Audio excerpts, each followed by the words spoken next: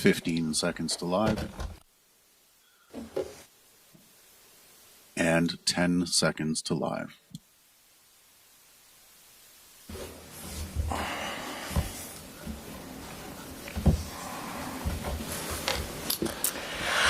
Hello, I'm Rebecca Spence with the press office at the Bank of Canada. Bonjour tout le monde. Welcome to the Bank of Canada and the press conference following today's interest rate announcement. Le gouverneur Macklem va prononcer sa déclaration préliminaire. Ensuite, on va tourner aux questions des journalistes. After Governor Macklem's opening remarks, he and Senior Deputy Governor Carolyn Rogers will be pleased to take questions until about 11:15. Over to you, Governor. Thank you, Rebecca, and good morning. I'm very pleased to be here with the Senior Deputy Governor to discuss our monetary policy decision. Today, the Governing Council maintained the policy rate at 2.25%. We have three main messages. First, steep U.S. tariffs on steel, aluminum, automobiles, and lumber have hit those sectors hard. And uncertainty about U.S. trade policy is weighing on business investment more broadly. But so far, the economy is proving resilient overall. Second, inflationary pressures continue to be contained despite added costs related to the reconfiguration of trade. Total CPI inflation has been close to the 2% target for more than a year now, and we expect it to remain near the target. And third, in the current situation, Governing Council sees the policy rate at about the right level to keep inflation close to the 2% target while helping the economy through this period of structural adjustment. Nevertheless, uncertainty remains high and the range of possible outcomes is wider than usual. If the outlook changes, we are prepared to respond. Today, Governing Council maintained the policy interest rate at 2.25%. We have three main messages. First, steep U.S. tariffs on steel, aluminum, autos, and lumber have hit these sectors hard. And uncertainty about U.S. trade policy is weighing on business investment more broadly. But so far, the economy is proving resilient overall. Second, inflationary pressures continue to be contained despite added costs related to the reconfiguration of trade. Total CPI inflation has been close to the 2% target for more than a year now, and we expect it to remain near the target. And third, in the current situation, Governing Council sees the current policy rate at about the right level in order to keep inflation close to 2%, while at the same time helping the economy through this period of structural adjustment. Nevertheless, uncertainty remains high, and the range of possible outcomes is wider than usual. If the outlook changes, we are prepared to respond. So let me expand on how we're interpreting new information, the new information we received since we published our October monetary policy report. In November, Statistics Canada published broad revisions to Canada's economic growth numbers for 2022, 23, and 24. The revisions suggest the Canadian economy was healthier than we previously thought before we were hit by the U.S. trade conflict. In particular, they suggest both demand and economic capacity were higher coming into this year. This may explain some of the resilience we're seeing in more recent data. After falling 1.8% in the second quarter due to sharply lower exports, Canadian GDP grew 2.6% in the third quarter. This was much stronger than we expected, but largely reflected volatility in trade. Final domestic demand was flat in the quarter. We expect growth in final domestic demand to resume, but with an anticipated decline in net exports, GDP growth is likely to be weak in the fourth quarter before picking up in 2026. The labor market is showing some signs of improvement. After declining through the summer, employment has posted solid gains for the past 3 months, and the unemployment rate has declined to 6.5% in November. Since the start of the year, there have been significant job losses in trade-sensitive sectors, but in recent months, employment in these sectors has been more stable, so gains in other sectors, particularly services, have boosted overall employment. Looking ahead, however, we're seeing muted hiring intentions across the economy. Inflation has evolved largely as expected. CPI inflation was 2.2% in October, and measures of core inflation remain in the range of 2.5% to 3%. In the months ahead, we will see some choppiness in headline inflation, reflecting the temporary GST-HST holiday a year ago. This is likely to push inflation temporarily higher in the near term. Seeing through this choppiness, we expect ongoing economic slack to roughly offset cost pressures associated with the reconfiguration of trade, keeping CPI inflation close to the 2% target. The recent federal budget includes increases in government spending, particularly in defense, and measures, the recent federal budget includes increases in government spending, particularly in defense, and measures to increase public and private sector investment. It will take some time for the impact of these measures to be fully realized, and we expect they will contribute to growth in both demand and supply in the economy. As usual, we will incorporate updated fiscal measures from federal and provincial budgets in our next economic projection in January. Taking all these developments into consideration, Governing Council assessed the stance of monetary policy. After cutting the policy rate in September and October, Governing Council had indicated that if inflation and economic activity were to evolve broadly in line with the October projection, the policy rate would be about right. While information since the last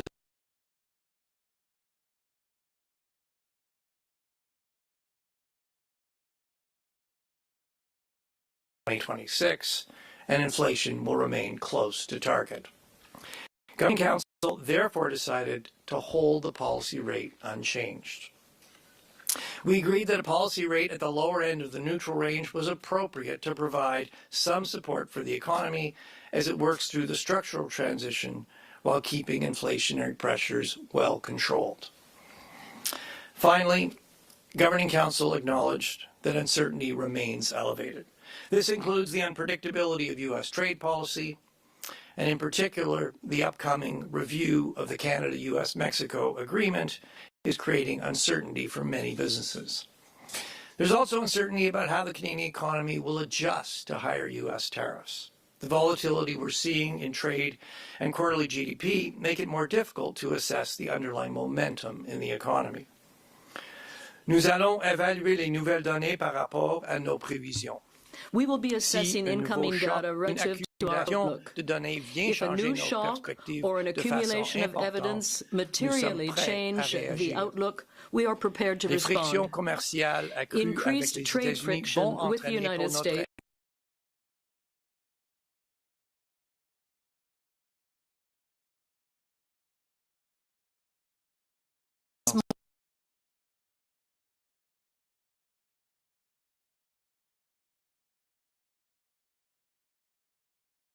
or lost supply, but it can help the economy adjust as long as inflation is well controlled. The Bank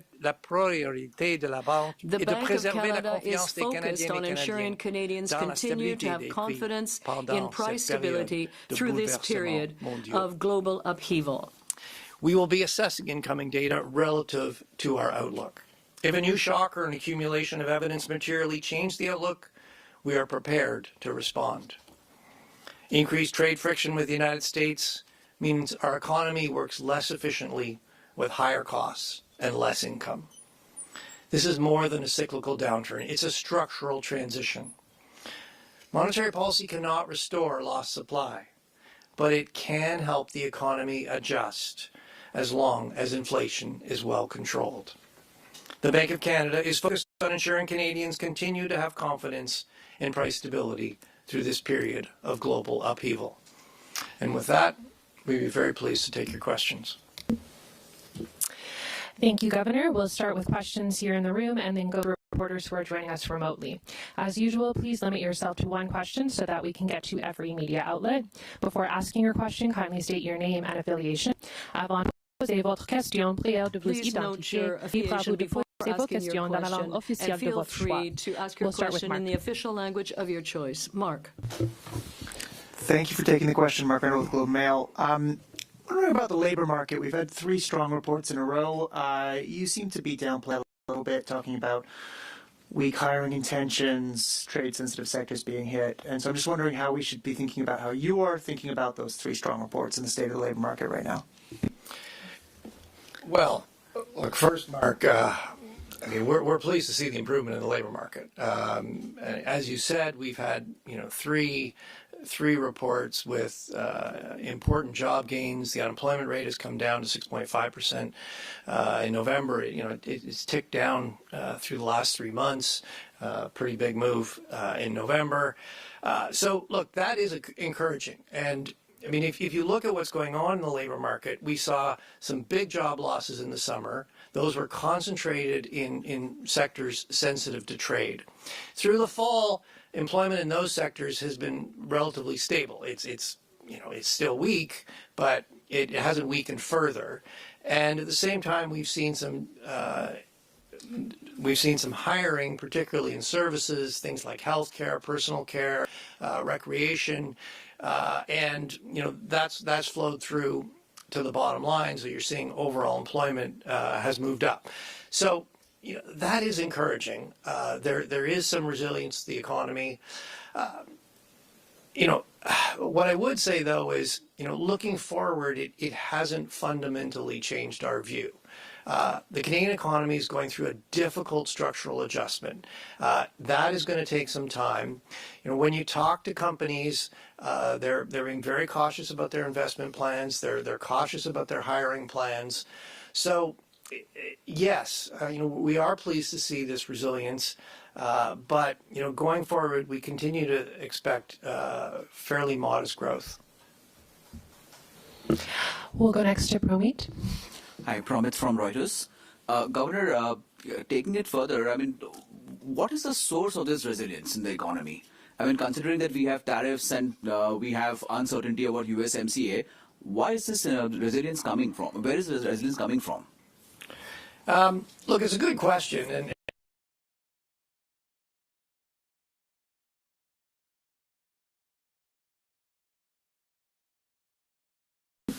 there were broad-based revisions to the national accounts covering the last 3 years, 22, 23, 24. And, what you saw there is that, demand was stronger, consumption, consumer spending was stronger. But the other thing you saw is that business investment was stronger, and productivity growth, while still weak, went from 0 to about 0.5. So, both demand and supply were stronger. So as we came into this year, the economy was healthier than was previously reported, and that may be explaining some of the resilience we're seeing in the more recent data. The second thing I would point to is that we have very steep tariffs on some key sectors in our economy: steel, aluminum, autos, lumber. But for the rest of the economy, it continues to operate largely tariff-free with the United States. If you're compliant with CUSMA, outside of those sectors, you're still operating under the Canada-U.S.-Mexico trade agreement. So, I mean, Canada's actually, as significant as these tariffs are, Canada's average, the average tariff rate on Canada from the United States is one of the lowest in the world, about 6%. So, and what you're seeing is, those sectors have been hit hard, but we haven't seen big spillovers to the rest of the economy. We're seeing some, so overall, the rest of the economy is showing some resilience. We'll go next to Kevin. Good morning, Kevin Carmichael from The Logic. Governor, you've had some time to sit with the federal budget now. To what extent do you think that's going to provide an offset to the tariff headwinds and everything else that's happening with global trade? As you know, I don't have an updated forecast for you, but you're right. We certainly have been looking at the federal budget. We will take those measures along with, there's also been some provincial budgets, and we'll build those into our revised outlook that we publish in January. What you see in the budget is there's some increases in government spending, particularly on defense, that'll support demand. There are a number of targeted measures. Actually, a lot of those were announced before the budget, but they're in the budget to support those hard-hit sectors I just mentioned. Some of those, and a lot of those are to try to help those sectors pivot to domestic sources of demand, or to pivot to exporting to other countries other than the United States. And then the other important element of the budget is there's a lot of focus on investment, both public investment, big infrastructure projects, and stimulating private investment. I would say two things about the budget. We're still working through the macroeconomic implications, but I'd say two things. One is it's going to take some time for the impact of those measures to be realized. I mean, first of all, it takes time to actually get the money out the door, to get those projects going, and then it's going to take time for those to show up in the economy. And that'll build up over time, but it's not like there's a big hit right away. The second thing is, the impact's going to depend importantly on the speed and the effectiveness of the execution, and importantly, particularly on investment, it's going to depend on the uptake from the private sector. Those things, we're going to have to come up with some forecasts of those things. And then the final thing I'll say is that, the budget is going to add to both demand and supply. We'll have to work out the relative balance there. But to the extent that it's adding capacity as well as demand, it's not adding a lot of additional inflationary pressures. We'll go next to Paul. Governor, do you think traders are getting ahead of themselves in pricing in rate hikes in the second half of next year? Paul, I'm going to let traders decide what trades they want to make. What can I say? I think we've been pretty clear that we think the policy rate, given how we see things right now, we think the policy rate is about right, in the sense that we think it's about right to keep inflation close to 2%, and given that we're at the lower end of our neutral range, just providing a little bit of support to the economy to help it work through this structural adjustment. That's how we see things now. How we see things going forward, well, that's a more difficult question, and I'm not going to put our policy on a timeline. I think what markets can count on is we're going to take our decisions one at a time based on the best available information, and as our views evolve, we will update Canadians, we'll update markets. The other thing I would point markets to is we're going to be assessing incoming data relative to our outlook. And we'll be doing that in a symmetric way. If our outlook changes material in either direction, either because there's a big shock or because there's an accumulation of evidence one way or the other, we're prepared to respond. We'll go next to Jordan. Good morning. How concerned are you about the reliability of GDP coming out of Statistics Canada, given the revisions to GDP in recent years, and you spoke about the volatility in quarterly data as well moving forward. So what ramifications does that have for monetary policy decisions if you're not getting a full picture of growth until after the fact? Well, I would underline Statistics Canada has a very tough job. And anytime you've got a lot of volatility in the data, that job gets harder. It has been compounded by the fact that you wouldn't think that the U.S. shutdown would really affect Canadian data, but in fact it does, because there are a number of bits of data that actually Statistics Canada gets from the U.S. The most important one being our exports to the United States are collected at the U.S. The data for that's collected when they get imported in the United States. Similarly, we send the U.S. imports into Canada into the U.S. So with the shutdown, the data on exports is not as good as normal. Statistics Canada does have some other indicators, so they've made their best estimate. But yes, it does. In the fullness of time, when U.S. data comes in, yes, there is a prospect of some larger than normal revisions. So yes, that does. You do need to look at all the indicators and try to sort of look through and see where's the underlying momentum, and revisions could make that a little more complicated. But fortunately, the U.S. shutdown is over. That will pass. We will work our way through it. We'll go next to Annie. Hi, thank you for taking our questions. The bank often talks about inflation returning to target, but a lot of Canadians who are listening to this don't care as much about inflation rates, they care about costs.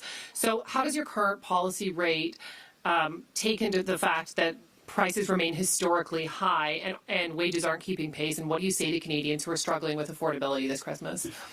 Well, it's a very good question, and I think we might take this one together because it is such an important question, and we're hearing the same thing from Canadians that you're hearing.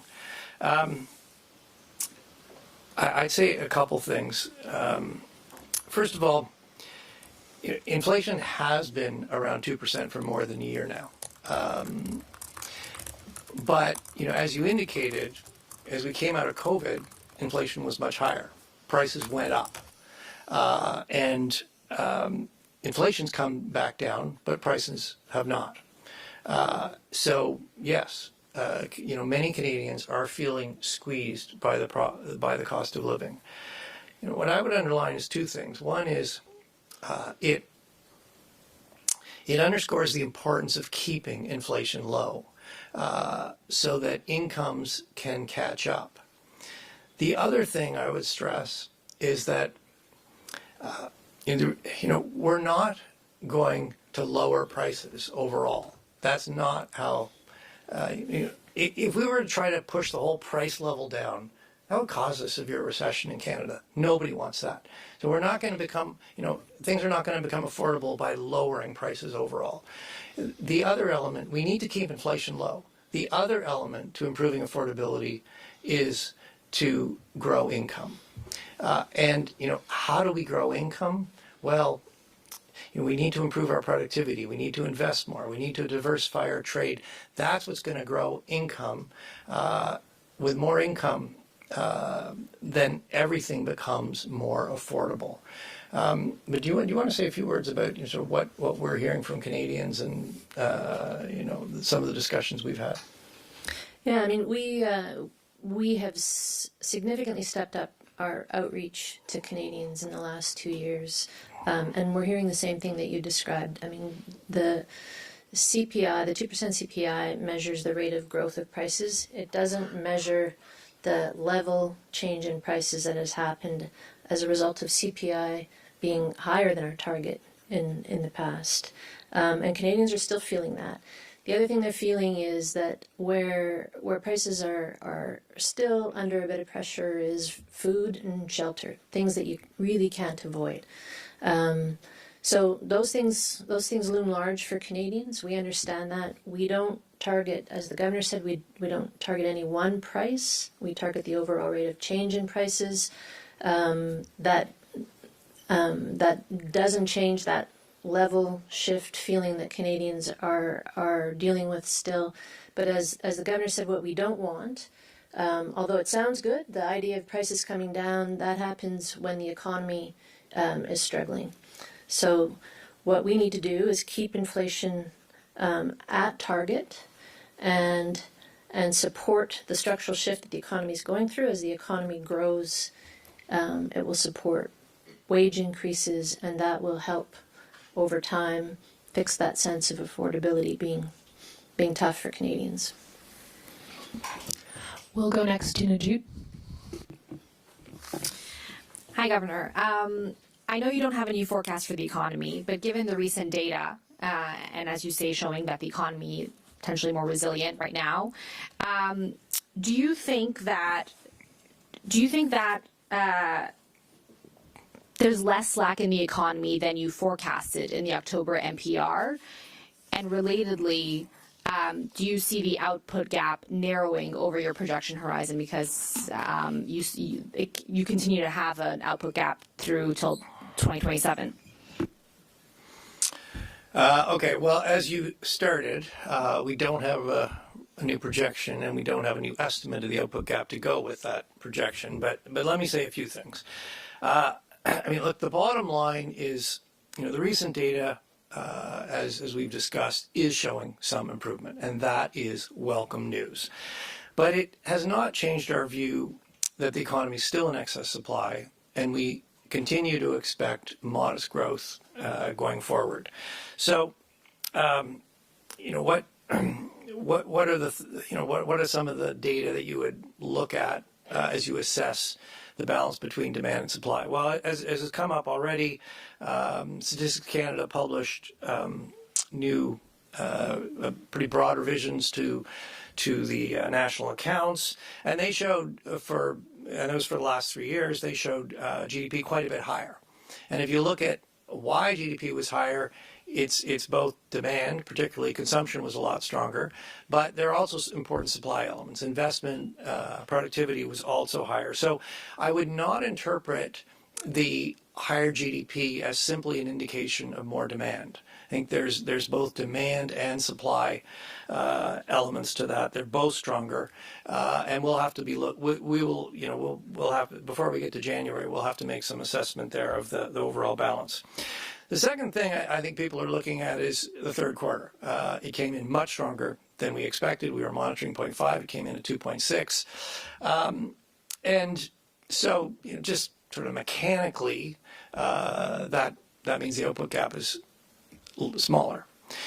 Again, though, I would underline that if you look at the details of Q3, it doesn't look like an indicator that demand in the economy was a lot stronger. I mean, Q3 was strong largely because imports were really weak.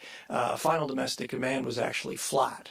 And, looking ahead to the fourth quarter, we actually think final domestic demand will pick up a bit, but we expect to see a further swing in trade. So we're expecting Q4 to be weak. So you put it all together, look, I think you put it all together, the resilience we're seeing in the Canadian economy is welcome news, but it hasn't really changed our view. We still think the economy is in excess supply. We still think growth will be modest because the economy is working through a structural transition. That's going to take time. And so, we still see that slack being taken up pretty slowly. We have a couple more questions in the room before we go to the phone, so we'll go next to Greg. Good morning. I want to return to Promit's question about, the tariffs and the influence on your policy. And I think of three elements. Firstly, investors thought we were almost guaranteed to have a recession. That appears that it hasn't happened. The secondly now is the idea that central bankers sometimes like to keep their powder dry in case there's another shock that could be related to trade. Wonder if that's in your thinking. And thirdly, you've also said that fiscal policy or government policies are better than monetary policy at helping affected industries, which could suggest that if Trump breaks another trade deal with Canada, the pecking order is maybe set more on the government side. So can you elaborate on how these tariffs, shocks, and threats have gotten you to this point, and what, more importantly, like how it might influence you next year? Yeah. I don't know where to start on that one, Greg. You packed so much into that question. Look, let me sort of just try to sort of review, I would say, sort of what, our thinking and how it's evolved. I mean, I think, the first message is that, yeah, it's been a difficult year for Canadians and Canadian businesses. But, it's looking, as the year's closing, it's looking a little better than it looked in the spring and the summer. To sort of walk you through that, you remember the spring in particular, President Trump threatened, then imposed, then retracted, then reimposed tariffs. As I have already spoken to, fortunately, the average tariff rate that Canada faces with the United States is among the lowest in the world. We've got some sectors that are hit really hard, but outside of those sectors, you can still trade largely tariff-free with the United States. And yes, through that spring and summer period, yeah, the R word people were talking about was recession. And, we published scenarios where there were certainly scenarios for U.S. tariffs that could have pushed the Canadian economy into recession. Since then, I would say, now at the end of the year, as we get to the end of the year, the R word people are talking about is resilience. We've seen some improvement in the data. The last three employment reports posted solid gains. Q3, the economy expanded. So, we're certainly, I think, ending the year in a better place than it looked in the middle of the year. But, we've still, there's still a significant adjustment to work through. So, yeah, I would say, that's how we're seeing it. You're right. A number of things play into this. We're going to be assessing the impact of the budget in February, but that's really I think that's sort of the best way I can lay out how things have evolved over the last year. We'll go now to Mackenzie. Hi there. Both of you have previously said that when the TMX pipeline expansion came on, that you estimated that it would give about a 0.25% increase to the Canadian economy. In your estimation, if there's a new oil pipeline built to export oil to Asia, would there be a similar increase to the economy? And Governor, you just mentioned in your response to Annie that you think it would be wise to diversify the Canadian economy. So do you think building a new oil pipeline to diversify oil sales to Asian markets would be a wise decision? Well, look, I'm not going to comment on any specific plan, and I certainly don't have an estimate of the impact of that of this plan on the Canadian economy at this point. But yes, we do need to diversify our trade, and I think the TMX pipeline expansion has been an important example. It has allowed us to increase our exports to non-U.S. And if you look at I don't have the exact numbers in front of me, but it's gone from something like 98% of the U.S. to 95% of the U.S. So it's not a huge shift in our total exports, but on the margin, it's helping us get more oil to other countries, and it's also helping us get more value out of every barrel we estimate, because the spread between the Western Canada Select and WTI has been narrowed by the TMX. So yes, it is a good example of how these things can really make a difference. We do need to diversify our trade, and part of that is better east-west transportation, better port capacity to get our products to the rest of the world. And yes, part of that is pipeline capacity. All right, we have a few reporters on the line with us. I just want to remind those on the call to mute your line if you're not asking a question so that everyone can hear the responses. We'll go first to Mace News, followed by Yahoo Finance, and then Mortgage Logic News. So go ahead, Max. Thank you, Rebecca. This is mainly for the governor. Not just Canada, but other major economies are also going through a structural transition, and some central banks are now discussing raising policy interest rates for different reasons. For example, the Reserve Bank of Australia possibly in February, as the inflation rate is above the target range, and the Bank of Japan probably next week as part of the normalization process, citing reduced uncertainty over the U.S. tariffs and negative rates still. And so, compared to those economies, is Canada's exposure to the U.S. trade policy is still much more serious? And you mentioned the average 6% tariff rate for Canada.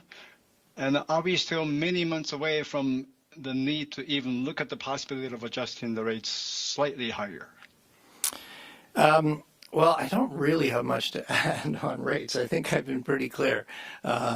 We think, based on how we see things now, we think policy rate is in the right place. There's a lot of uncertainty that could change going forward, and we'll be updating you. On the impact of tariffs. Yes, I would say one thing. In Canada, so most countries trade with the United States, Japan, European Union. They trade with the United States. What's different about Canada is that in Canada and the United States, we build things together. We have not had, we've had free trade, open trade with the United States since 1989. It's 36 years ago. We've had open trade in the auto industry from going back to 1965. And the consequence of U.S. tariffs is it's disrupting that whole business model. So yes, it is having a big impact on our economy, even though the average tariff rate is quite low. And it, as I've underlined, it's not just a cyclical adjustment; it's a structural adjustment, and that's going to take some time. Go ahead, John. Hi there. Thanks for taking our questions. Back in October 2024, you said Canadians could breathe a sigh of relief as inflation came down.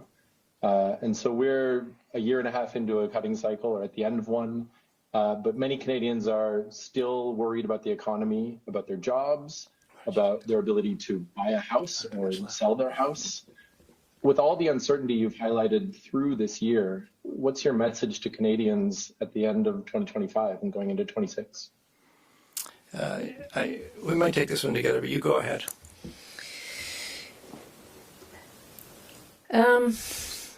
It's a tough message. As we said earlier, in response to a question, we know when we talk about inflation being back to 2% and how that's a good thing and that should help relieve some pressure for Canadians, that doesn't tell the whole story for them. They're still dealing with higher prices than a year ago or 2 years ago.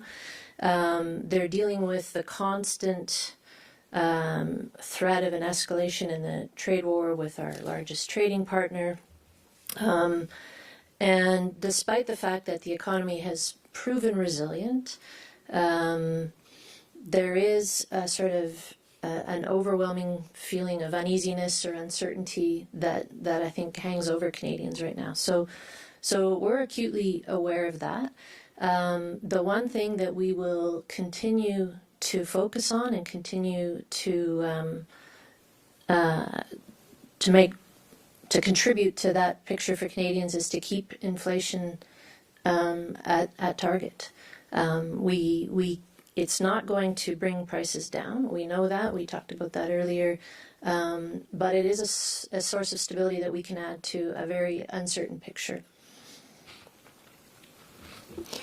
We'll go next to Robert. Good morning. You mentioned you'll be updating people as the bank's rate outlook changes. I'm wondering if we could drill down on that a little bit.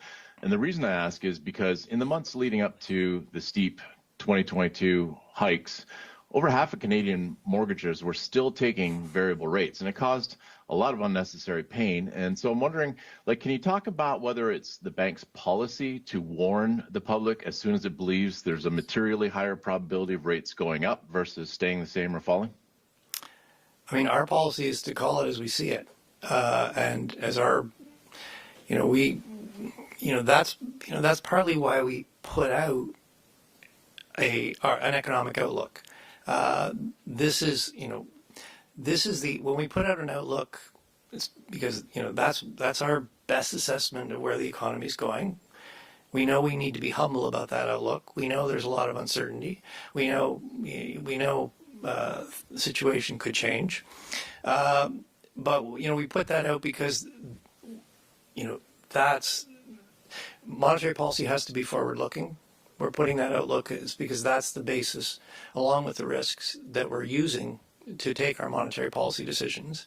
And then the second thing is we're going to be assessing the data relative to that outlook. So, I mean, even before you hear from us, if you can see the data that is coming in a lot stronger than the outlook we've published, you can be assured that we're asking ourselves, we've noticed that data's coming in a lot stronger. We think that's going to be sustained. Is it temporary? Is it more lasting? Is that materially changing our outlook? And as I said, as our views evolve, we will be updating Canadians. I'm not sure. The thing I'd add to that, Robin, you know this well, you've written about it, is Canadians choose their mortgage terms for a variety of reasons. The path of rates is one of those reasons. So as the Governor said, it's our job to be really clear about where we see the economy going and how that's affecting our decisions. At the end of the day, it's the job of mortgage brokers and other financial advisors to take that and other things into account as they advise clients about their mortgage terms and conditions. All right, and our final question will be from the Canadian Press. Ian, go ahead. Thanks for squeezing me in. Just on, you mentioned shelter costs still being elevated. Can you update kind of where you're seeing shelter costs going next year and how concerned you are about the kind of final wave of mortgage renewals? Yeah, I mean, it's tough to talk about Canada's housing market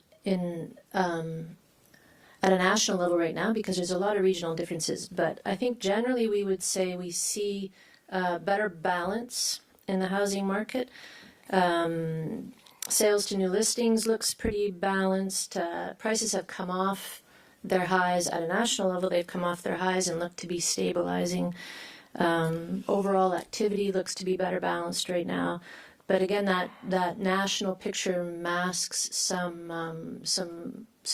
more imbalanced markets in sort of some regions and some housing types. So I think in general we don't expect another surge in house prices. We do expect maybe a continued correction in some of the higher price markets. Overall, both interest rates and supply conditions are helping to improve affordability on the margin, but we've got a ways to go. We've got a structural housing supply issue in Canada, and really until we address that, I think there'll still be pressure on affordability, particularly for first-time home buyers. That concludes today's press conference. Thank you, Governor, Senior Deputy Governor, and all of you for joining us. Merci et bonne journée. Thank you all. Happy holidays. It's been quite a year. Enjoy the holidays and Happy New Year. Thanks.